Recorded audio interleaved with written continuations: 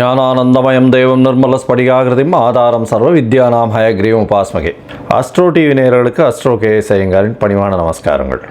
வார பலர் 25/11/2024 1/12/2024 வரை உண்டான வாரத்திற்கு மேஷம் முதல் மீனம் வரை எப்படி இருக்குது அப்படின்றத பார்க்கலாம்.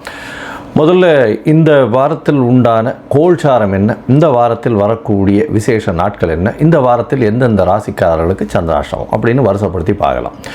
இந்த வாரத்தில் வரக்கூடிய கோல்சாரம் அப்படின்னு சொல்லப்போனால் ரிஷபராசியில் குரு வக்கரகதியில், கடகராசியில் செவ்வாய், கன்னியில் கேது. இந்த வாரத்தில் பார்த்தீங்கன்னா விருச்சிகத்தில் சூரியன் மற்றும் புதன், சுக்கிரன் தனுசுல பரிவர்த்தனை யோகத்தில் இருக்கார், கும்பத்தில் சனி, மீனத்தில் ராகு. இந்த வாரத்தில் பார்த்தலையானால் சிம்ம ராசி உத்திர நட்சத்திரத்தில் சந்திரன் பிரவேசிக்கிறார். சந்திரன் இருக்கார். இந்த வாரத்தில் அதிவேகமாக செல்லக்கூடிய கிரகமான சந்திரன் உத்திர நட்சத்திரத்தில் இந்த வாரத்தை ஆரம்பித்து இந்த வாரத்தில் கேட்ட நட்சத்திரம், அதாவது ஜேஷ்டா நட்சத்திரம்னு சொல்லக்கூடிய விருச்சிக ராசி வரலும் போகிறார். இது இந்த வாரத்தினுடைய கோல்சாரம், கிரகச்சாரங்கள். இந்த வாரத்தில் வரக்கூடிய விசேஷ நாட்கள் ஒன்று பார்த்தேன்னா 26ஆம் தேதி அன்னைக்கு ஏகாதசி. வைணவர்களுக்கு ஒரு மிகப்பெரிய ஏற்றமான காலம். அதனால் இந்த காலகட்டத்தில் சகஸ்ரநாமம் சொல்கிறது, அதை தவிர உபவாசம் இருக்கிறது ரொம்பவும் விசேஷம். சீனியர் சிட்டிசன்ஸ் அவளுக்கெல்லாம் கொஞ்சம் எக்ஸப்ஷன்ஸ் உண்டு. சீனியர் சிட்டிசன்ஸ் அது சொல்ல ப்ரெக்னென்ட் லேடிஸ், விமென்ஸு இவாளுக்கெல்லாம் எக்ஸப்ஷன்ஸ் உண்டு. அதாவது உடல்நிலை சற்று பின்தங்கியவர்களுக்கு அவர்களுக்கெல்லாம் நிச்சயமான ஒரு இது உண்டு. அவள் சுஜின்னு பண்ணி சாப்பிடலாம். அதை உடைச்ச அரிசியை வச்சு சாப்பிடுவாள். ஏகாதசி இருக்கிறது, உபவாசம் இருக்கிறது ரொம்பவும் விசேஷம். அதுவும் அன்றைக்கி சகஸ்ரநாமம் சொல்கிறது ரொம்பவும் விசேஷம். இந்த வாரத்தில் பார்த்தாலேனால் 27ஆம் தேதி, அதாவது 27ஆம் தேதி அன்றைக்கி திரிதினஸ்பிருகு அப்படின்னு வந்திருக்கும். அதாவது துவாதசி அன்னைக்கு. திரிதினஸ்பிருகு அப்படின்னா ஒரே திதியோ ஒரே நட்சத்திரமோ 3 நாட்கள் வர்றது திரிதினஸ்பிருகுன்னு சொல்லக்கூடியது. இதில் பார்த்தோம்னா துவாதசி இன்றைக்கி சூரிய உதயத்துக்கு முன்னாடியே ஆரம்பிச்சிடுறது. அதனால் முதல் நாள் கணக்கு வரும். அடுத்தது இன்றைய நாள் மொத்தம் வரும். அடுத்த நாள் காத்தால் ஒரு 2 நாழிகை இருக்குது. அதனால் 3 நாட்கள் கணக்கில் வர்றதுனால திரிதினஸ்பிருகுன்னு சொல்கிறான். இது ஜோதிடத்தின் பால் இருக்கக்கூடிய ஒரு ஸ்ட்ராங் பொசிஷன். இதில் பார்த்தலையானால் இந்த காலகட்டத்தில் நல்ல விசேஷமான நாட்கள், விசேஷமான விஷயங்கள் எதுவுமே பண்ண மாட்டா. எந்த ஒரு சுப காரியங்களும் இந்த காலகட்டத்தில் பண்ணுறது கிடையாது. திரிதினஸ்பிருகு 3 நாள் வரக்கூடிய நட்சத்திரமோ திதியோ இருந்ததே ஆனால் அதில் பண்ணுறது வழக்கம் இல்லை. இந்த வாரம் பார்த்தலையானால் பிரதோஷ காலம் 28ஆம் தேதி மாலை வருது. 28ஆம் தேதி மாலை ஒரு 5:45 6:15 வரலும் பார்த்தோன்னா பிரதோஷ காலம்னு சொல்லக்கூடிய சிவன் கோவில் எல்லாத்துலேயும் அந்த பிரதோஷத்துக்கு விரதம் இருந்து சிவபெருமானுடைய தீபாராதனைகளை தரிசித்து அதுக்கப்புறம் தான் பிரதோஷ விரதத்தை முடிப்பாள். இந்த பிரதோஷத்தில் பார்த்தலையானால் அதாவது தேய்பிரை பிரதோஷம். அதனால் என்கிட்ட இருக்கக்கூடிய கஷ்டங்கள் நீங்கணும்னு நினைக்கக்கூடியது பிரதோஷத்தின் மூலியமாக உங்களுக்கு கிடைக்கக்கூடிய நல்ல ஒரு விஷயமாக இருக்கும். அதாவது குழந்தை பிராப்தி இல்லாதவர்களுக்கு குழந்தை பிராப்தி தேவை. பண கஷ்டம் இருக்கிறவர்களுக்கு பண கஷ்டம் நீங்கணும்னு நினைக்கணும். அதை தவிர நல்ல ஏற்றமான பொருளாதாரமும் நல்ல ஒரு ஏற்றமான ஆன்மீக பயணமும் இருக்கணும்னு நினைக்கிறவர்களுக்கு நிச்சயமாக வரும். உடல் நோய்கள் இல்லாமல் இருக்கணும். இதெல்லாம் வேண்டிண்டு பிரதோஷ கால விரதம் இருப்பாள். சரி, இந்த வாரத்தில் பார்த்தலையானால் அமாவாசை 1ஆம் தேதி அன்றைக்கி வருது. 1/12/2024 கார்த்திகை அமாவாசை. சூரியனும் சந்திரனும் சேரக்கூடியது விருச்சிக ராசியில் சேர்றார். இது அமாவாசையும் சரி பௌர்ணமியும் சரி மிகப்பெரிய ஏற்றமான காலம். பௌர்ணமின்றது சூரியனும் சந்திரனும் 2 பேருமே ஒளி பொருந்திய காலகட்டம். அதாவது டே அண்ட் நைட் 2மே வெளிச்சமாக இருக்கக்கூடிய காலகட்டம். அதனால் இதில் பௌர்ணமியில் பிறந்தவாளுகள்லாம் மிகப்பெரிய யோகம். அமாவாசை என்ற காலகட்டம் பார்த்தோன்னா சூரியனும் சந்திரனும் சேர்ந்து இருக்கக்கூடிய பாகையாக இருக்கும். ஒரே பாகையில் இருக்கக்கூடியது. அதனால் அமாவாசைன்னு சொல்லுவோம். இந்த அமாவாசையில் என்ன அப்படின்னா பித்ருக்களுக்கு செய்ய வேண்டிய கர்மாக்களை செய்வது மிகவும் நல்லது. அது தவிர இந்த காலகட்டத்தில் வேறு எந்த ஒரு முக்கியமான விஷயங்களும் எடுக்கிறதில்லை. அதாவது ஜோதிட சாஸ்திரத்தில் சொல்கிறது என்னென்னா, இந்த அமாவாசை திதின்றது பார்த்தாலேயானால் எக்ஸ்க்ளூசிவாக பித்ருக்களுக்கு செய்ய வேண்டிய கர்மாக்களை செய்வதற்குன்னு ஒதுக்கினது. அதனால் இந்த காலகட்டத்தில் புதுசாக இது பண்ணுறது, ஏதாவது விசேஷம் வீட்டில் பண்ணுறது, அந்த மாதிரியெல்லாம் யாருமே பண்ண மாட்டா, பண்ணவும் கூடாது. இது பித்ருக்களுக்குன்னு ஒதுக்கப்பட்ட ஒரு நாள். அதனால் அன்றைக்கி உண்டான கடமைகளை செய்வது நல்லது.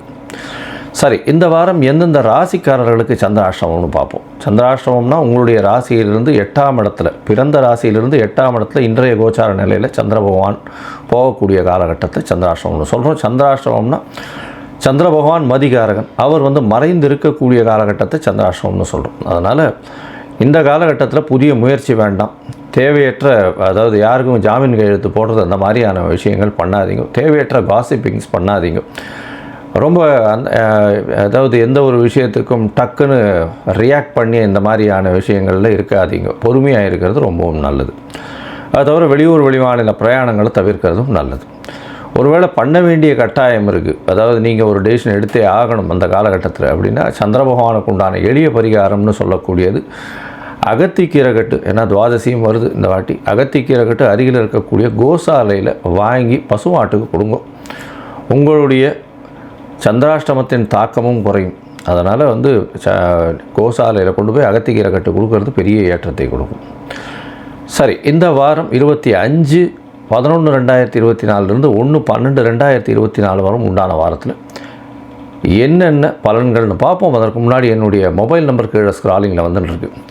உங்களுக்கு அஸ்ட்ராலாஜிக்கல் இது வேணுமே ஆனால், அதாவது கன்சல்ட் வேணும்னா எனக்கு ஃபோன் பண்ணுங்க. உங்களுக்கு அப்பாயின்மெண்ட்டு தரேன். உங்களுடைய date, time, place of birth, உங்களுடைய பெயர், உங்களுடைய தாய் தகப்பனார் பெயர், இதுவெல்லாம் அனுப்புங்க.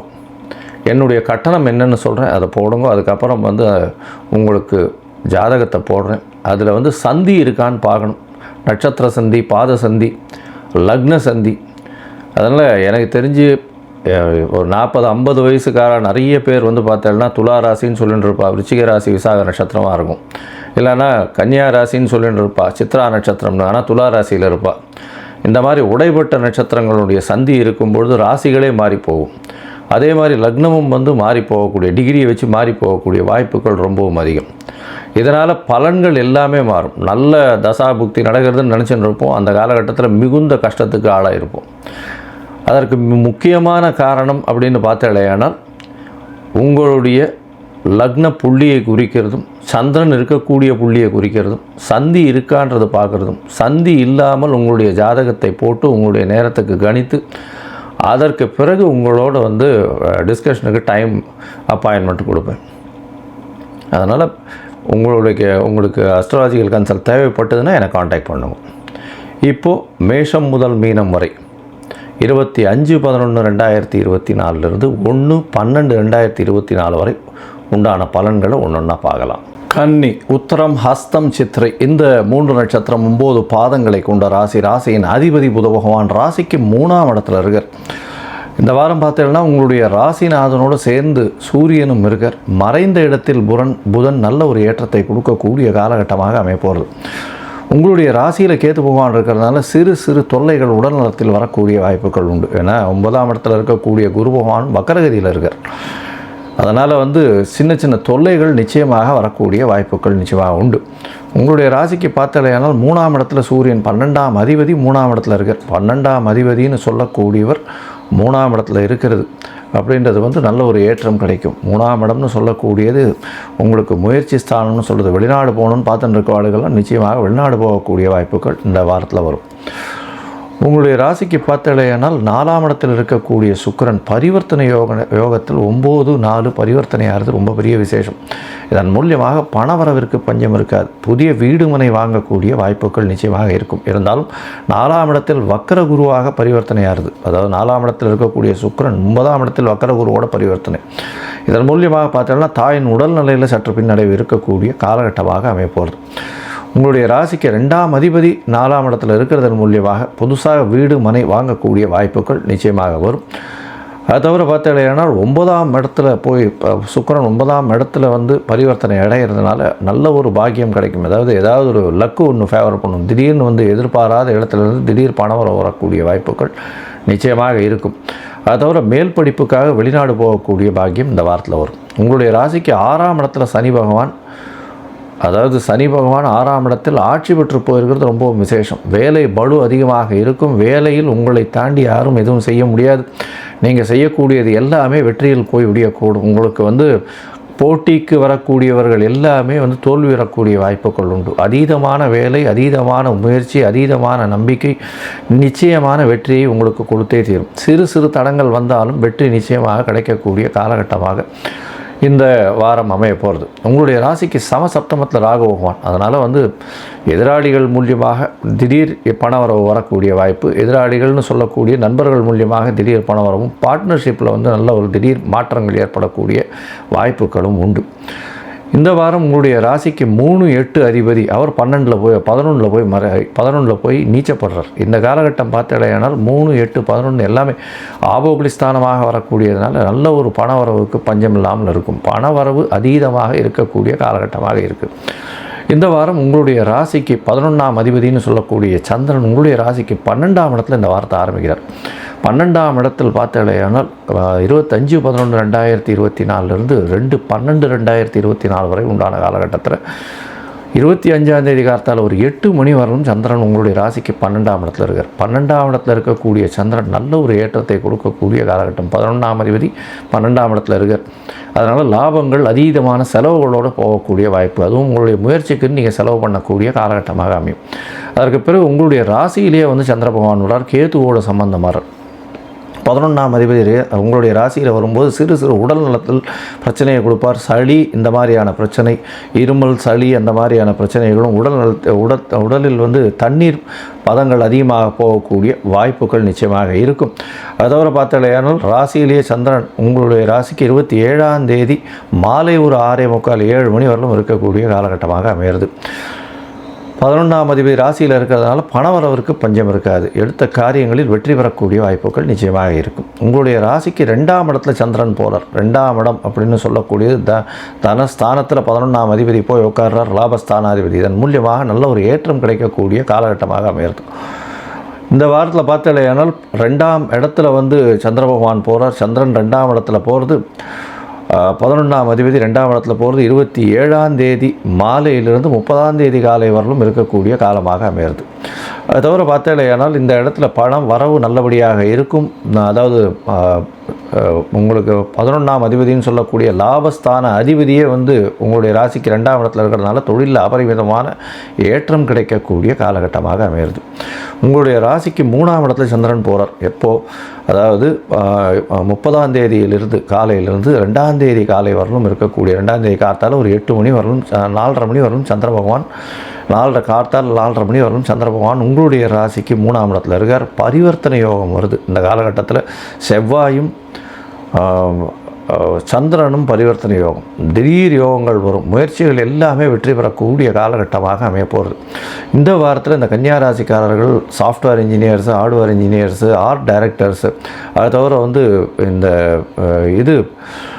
அதாவது கலைத்துறையில் இருக்கிறவங்க, அதுவும் இன்ஸ்ட்ருமெண்டல் மியூசிக் அந்த மாதிரியான இது பண்ணுறவங்க, பேப்பர் வியாபாரம், சார்ட்டர்ட் அக்கௌண்டன்ஸு, புஸ்தகம் வியாபாரம் பண்ணுறவங்க, அதை தவிர வந்து ஸ்டாட்டிஸ்டிக்ஸு இந்த மாதிரியான இதில் இருக்கிறவங்க, இவங்களுக்கெல்லாம் பெரிய யோகமான காலமாக அமைய போகிறது. நீங்கள் அருகில் இருக்கக்கூடிய ஹயக்ரீவர் கோவிலுக்கு போய்ட்டு வாங்க. ஹயக்ரீவர் கோவிலில் போய்ட்டு ஒரு துளசி மாலை போட்டு வாங்க. உங்களுக்கு ஒரு பெரிய மாற்றங்களும் ஏற்றங்களும் இந்த வாரத்தில் நிச்சயமாக வரும்.